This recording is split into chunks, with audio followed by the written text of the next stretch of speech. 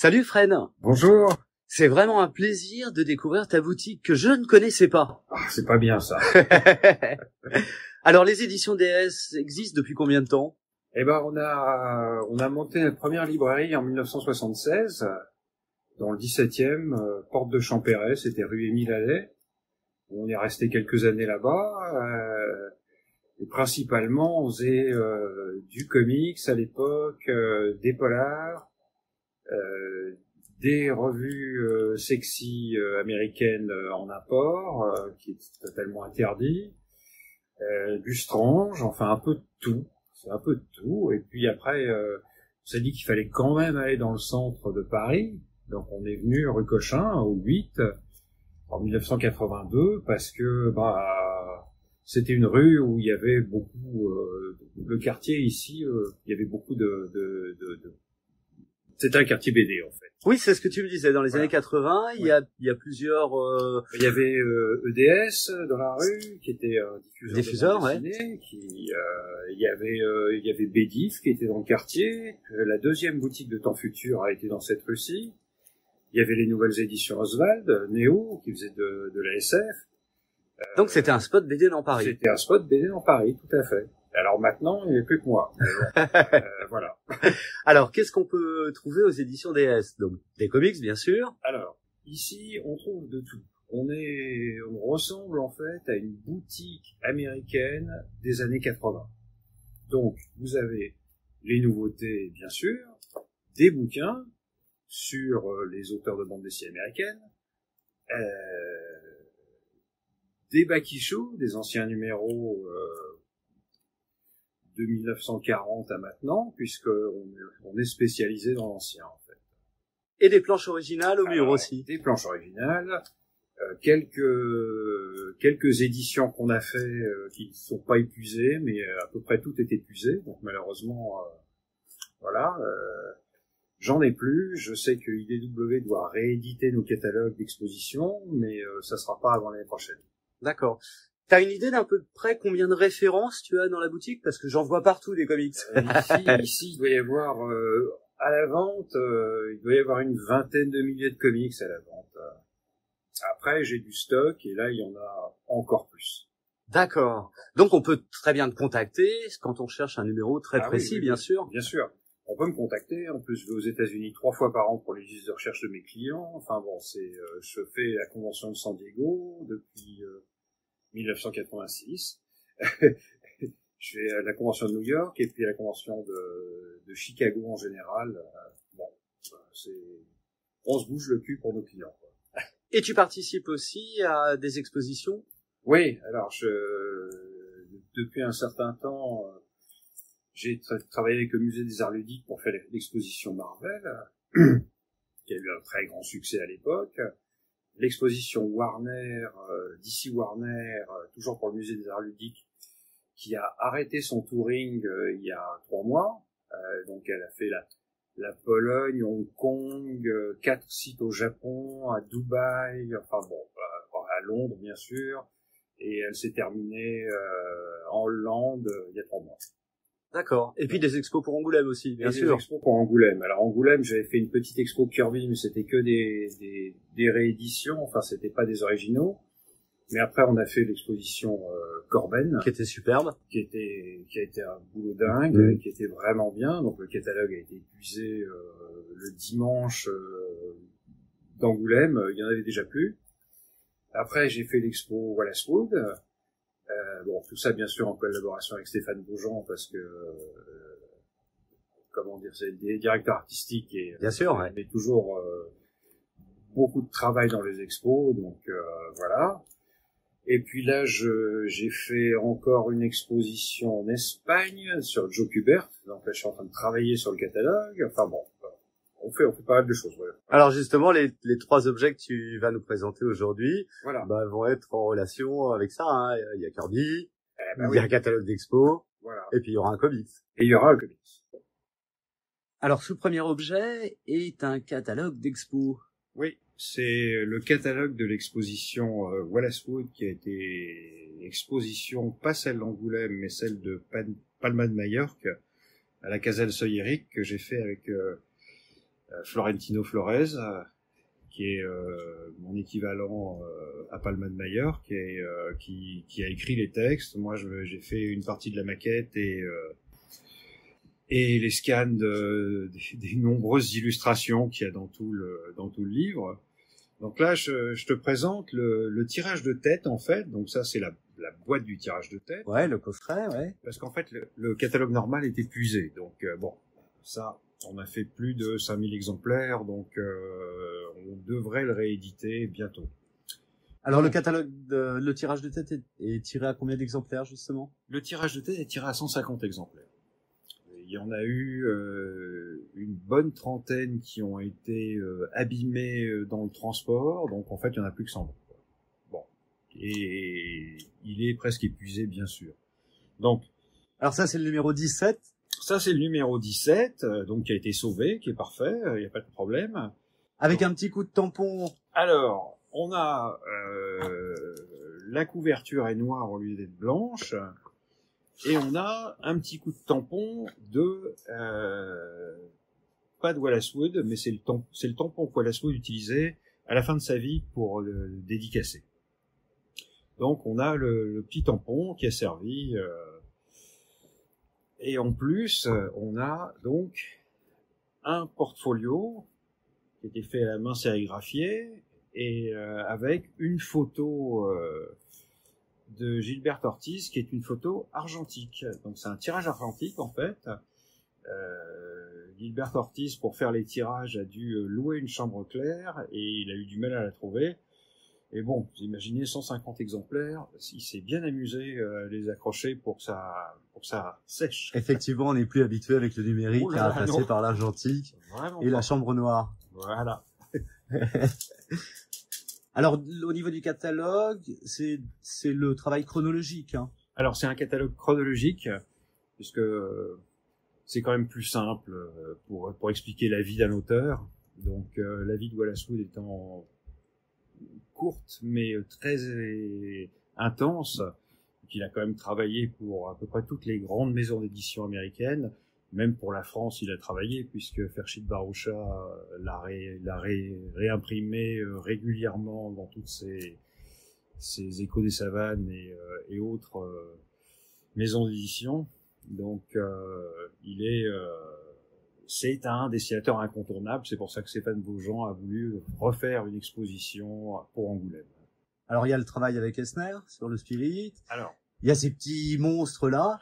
Il y a ces petites. Alors, le travail d'Eisner, c'est quelques semaines à la fin du Spirit. Eisner, le Spirit était en baisse de vitesse, donc il s'est dit, tiens, si on l'envoyait dans l'espace, et moi, c'est pas trop mon truc au niveau dessin, donc il a été chercher Wallace Wood, qui a fait, je crois que c'est 8 épisodes qui sont de toute beauté. Alors, ces petits personnages, ces petits monstres, tu me disais qu'on les trouvait dans les petites tirettes plaisir d'offrir. Alors, dont certains se rappelleront peut-être. Ça c'est quand Wood a travaillé pour Topps. Donc, Topps était le fabricant de cartes de collection, en fait, principalement pour le baseball. Mais ils avaient une branche pour la jeunesse. Et là, on avait des petits autocollants avec des petits monstres dessus. Suite à ces autocollants, ils ont fait des petits monstres en plastique qui se trouvaient dans les machines en dehors des boulangeries ou des marchands de couleurs qu'on pouvait avoir à côté des écoles. Voilà, moi, je les ai connus à côté des écoles. Oui, bien sûr, bien sûr. Non, il a vraiment... Bon, il a travaillé pour Mad, bien sûr, pendant des années et des années. Il a une carrière super longue. Bon, c'est lui qui crée le costume rouge de Daredevil. C'est quand même un des rares costumes qui n'a pas changé depuis l'origine. Enfin, depuis que Wood l'a créé, en fait, le costume rouge. Ils ont essayé de le changer à un moment, mais ça n'a pas marché du tout. Et donc, voilà. Donc là, j'y m'en reste quelques tirages de tête. Pas beaucoup. Il peut en rester 4-5. Et quel est le prix d'ailleurs de ce tirage de tête? Alors, ça vaut 200 €. Voilà. Bon.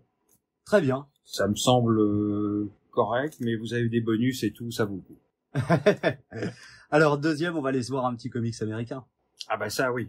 Ouais, quand même. Alors, ce comics, Là, c'est Fantastic Four 6. C'est bon. J'en ai eu des plus anciens, mais actuellement, c'est le plus ancien que j'ai et il est en très bon état. Donc, la couverture. C'est pratiquement un état neuf quand. Non.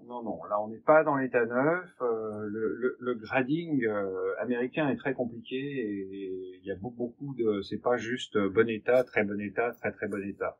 On a au moins 10 sortes de grading. Donc là, on serait à quel niveau? On est sur un 7. Un 7, donc c'est fine very fine. Très bien. Voilà. Donc, tout à l'heure, on me demandait la date, j'étais pas sûr, donc je vais vérifier.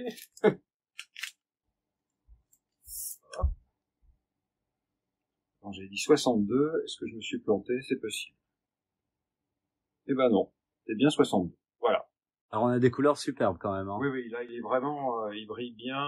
Il y a un petit morceau qui manque ici, mais c'est ce qu'on appelait les Marvel Chips.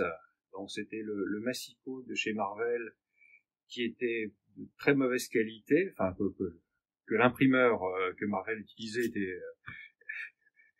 Donc souvent sur le côté, on a des bouts de papier qui partaient. Ah oui. Ok, la lame était pas bien affûtée. Voilà. Et alors, dans le grading, donc on les compte pas. C'est normal qu'il y ait ça sur un bouquin. Alors, en effet, il vaut mieux ne pas en avoir, parce qu'il y en a qui en ont pas. Mais ça joue pas. Ça joue pas. Ça joue pas. Alors, qu'est-ce qu'on trouvait à l'intérieur en 62? Alors, en 62, là, on trouve la deuxième apparition de Dr. Doom et le deuxième Submariner aussi. Les deux se mettent ensemble pour combattre les 4 Fantastiques, bien sûr. Donc, on a un magnifique dessin de Kirby et un ancrage de Dick Ayers qui était l'encreur à l'époque. Pas le meilleur encreur pour Kirby, mais c'était comme ça. Et là, les couleurs sont belles et tout. Enfin bon, je suis très très content d'avoir ce comics à la boutique en ce moment. Alors, il y en a plein d'autres, hein, c'est ce qu'on disait tout à l'heure. Là, je vous montre le plus ancien que j'ai en Fantastic Four. Mais on a des Spider-Man de Steve Ditko en bon état aussi. On a des Batman de Neil Adams, des Nick Fury de Steranko, des Thor de Kirby, enfin, on a beaucoup de matériel. Alors ça, c'est quel numéro? Ça, c'est le numéro 6. C'est le numéro 6. Et donc, pour se faire plaisir et mettre ça dans sa bibliothèque, quel prix faut-il compter, Fred? Alors, dans cet état-là, il faut compter 4 000 euros. Mais bon, vous avez une belle pièce. C'est pas un bouquin secondaire, non. Oui, on t'amène pas couramment ce genre de pièces dans cet état-là. J'en ai pas souvent dans cet état-là. Ouais. Mais bon, ça m'arrive d'en avoir quand même. Je suis assez actif dans les achats. Parce que c'est vrai que c'était des comics qui se lisaient un peu partout, dans la rue, etc. Donc, les gamins prenaient ça, ils le mettaient à un poche arrière. Bien sûr. Ils le passaient à un autre contre un autre. Donc forcément, la durée de vie d'un comics, à l'époque, ça pouvait être très long, mais c'était une loque. Ouais, voilà. Donc dans cet état-là, c'est quand même assez rare. C'est assez rare, oui. Alors, le dernier objet qu'on va aller voir, c'est une planche. Eh ben oui. Et une sacrée planche. Ah bah oui. Ouais, là c'est une planche de Jack Kirby. Ah ben on y va. On y va. Alors une planche de Jack Kirby, mais pas une planche récente. Non. Des planches récentes, j'en ai aussi, mais là c'est une des plus anciennes planches de Jack Kirby qu'il y a sur le marché. Donc c'est une planche de 1942. Donc avant-guerre. Donc avant-guerre pour les Américains, et Kirby donc travaillait encore. Après, dès qu'il y a eu la guerre, il est parti à l'armée. Donc, il a fait le débarquement. Enfin bon, on connaît son histoire. Je vais pas la refaire. Donc, alors la particularité, c'est qu'il travaillait sur du papier très épais, type carton en fait. C'était du carton, c'était du board. Donc quand les comics faisaient 64 pages. Quand on se retrouvait avec 64 pages de board, ça faisait un paquet comme ça, et donc ce paquet partait à la poubelle. Donc il n'y a pas de planche originale de l'époque. Alors forcément, certains auteurs en ont récupéré, quelques gens qui travaillaient là en ont récupéré, il y en a un peu. Il y a surtout l'histoire la plus connue, c'est l'histoire de Jerry Robinson, le créateur du Joker, qui un jour va chez DC Comics, et enfin c'était National Periodical Publication à l'époque, et qui voit une pile de couvertures et de planches, dont certaines qu'il avait dessinées lui. Et il dit, mais c'est sur la poubelle, c'est pour la poubelle. Et on lui dit, oui, si tu veux, tu les prends. Et donc, il est parti avec un gros paquet d'originaux, beaucoup de couvertures de Detective Comics, qu'il avait dessinées d'ailleurs, pas mal de couvertures de Kirby, d'Adventure Comics, et quelques planches, dont celle-ci. Et donc, on a ici... vraie planche d'action, hein. C'est une vraie planche d'action, donc c'est Adventure Comics 76, c'est 1942, et c'est le personnage, c'est le Manhunter. Donc là, on a vraiment les bulles à la Kirby, enfin la mise en page Kirbyesque avec les cercles. Après, on a ici des cases qui sont très très connues, qui ont été reprises partout. Celle-là, ça c'est vraiment une position typique de Kirby qu'il a usé, réutilisé, mais c'était toujours différent. Donc là, on a une planche sur du board de Kirby ancrée par Joe Simon. D'accord. Alors, c'est presque une pièce de musée, ça. Si Angoulême veut l'acheter, je suis tout à fait d'accord. Alors justement, combien faut-il compter pour se payer une superbe planche comme ça? Ça, vu qu'il n'y en a pas, ça vaut 30 000. D'accord, ouais. Il n'y en a pas. En plus, c'est une planche d'action et elle est vraiment bien. Elle est très très belle. C'est vrai que quand on voit le dynamisme qui ressort là, c'est quand même assez surprenant. J'en suis assez fier, j'avoue. Alors par rapport à ces trois objets, oui. Parce que j'ai pas forcément que des Parisiens et des Parisiennes qui me regardent. Oui. Comment peut-on faire? Mais on a toujours fait de la vente par correspondance, donc c'est pas un problème. On peut m'écrire, on peut me téléphoner. Alors tu peux nous rappeler l'adresse, on l'a dit, c'est 8 rue Cochin, oui, dans le 5e. Dans le 5e, oui. Le numéro de téléphone, c'est 01 46 34 18 31. C'est pas un portable, et il n'y a pas de répondeur, je précise. Donc il vaut mieux par mail alors? Alors, par mail, comme je suis seul à répondre à tous les mails que je reçois, c'est plus compliqué. Mais si vous voulez m'envoyer un mail, c'est édition.ds, donc D-E-E-S-S-E, édition plurielle, @gmail.com. Très bien.